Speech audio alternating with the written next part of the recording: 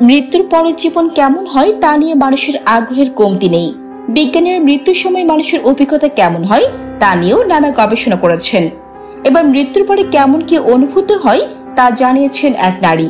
তিনি দাবি করেন 8 মিনিট ধরে তিনি মৃত অবস্থায় ছিলেন। এই সময়ের অভিজ্ঞতা তার জানা রয়েছে। সম্প্রতি দ্য মিররের এক প্রতিবেদনে এ তথ্য জানানো হয়েছে। প্রতিবেদনে বলা হয়েছে ওই নারীকে ক্লিনিক্যালি মৃত ঘোষণা করা হয়েছিল, ফলে তিনি 8 মিনিট ধরে মৃত অবস্থায় পড়েছিলেন। এরপর বেঁচে ফিরে তিনি এই সময় তার নিজের অভিজ্ঞতা তুলে ধরেছেন। তিনি দাবি করেন মৃত্যু আসলে এক বিভ্রম।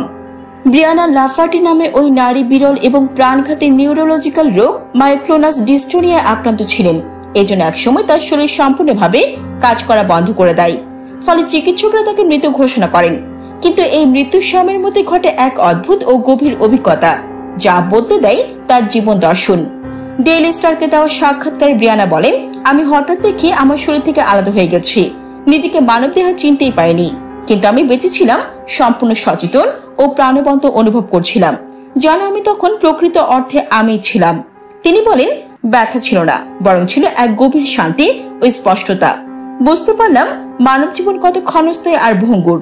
মনে হলো আমাদের ঊর্ধ্বে এক সত্তা বা বুদ্ধিমত্তা আছে, যিনি নিঃশর্ত ভালোবাসাতে আমাদের রক্ষা করেন।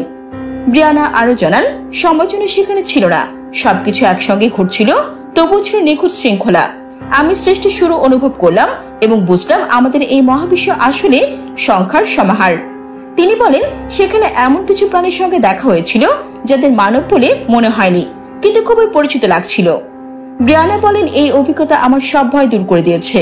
যে জিনিসগুলোর জন্য আগে ছুটতাম সেগুলো এখন আর গুরুত্বপূর্ণ মনে হয় না। এখন আমার জীবনে একটা মিশন আছে।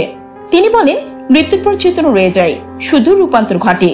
সেখানে চিন্তাগুলো বাস্তবে তৈরি করে, ভাবনাগুলো একটু সময় নেয় রূপ নিতে, আর এটাই আমাদের জন্য আশীর্বাদ। প্রতিবেদনে বলা হয়েছে, মৃত্যুর মুখ থেকে ফিরে আসা ব্রিয়ানাকে আবার হাঁটা ও কথা নতুন করে বলা শিখতে হয়েছে।